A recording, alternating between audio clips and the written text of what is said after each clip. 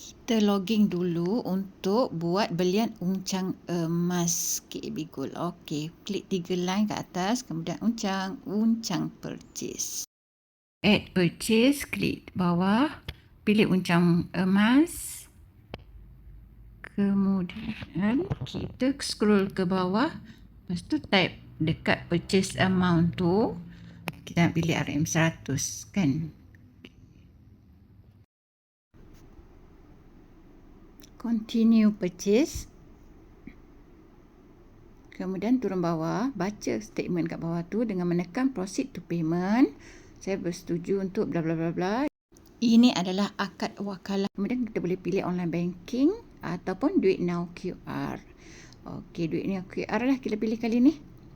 Kemudian proceed to purchase.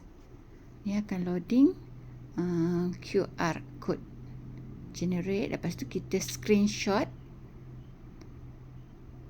Kita masuk ke Maybank. Saya guna Maybank. Masa ni dia tutup lah, sebab kita tak boleh nampak kan. Okey, seterusnya kita akan screenshot yang kita dah screenshot tadi. Kemudian kita buat payment. Okey, back to KAB Gold dan check status. Sekarang dah sukses. Tahniah.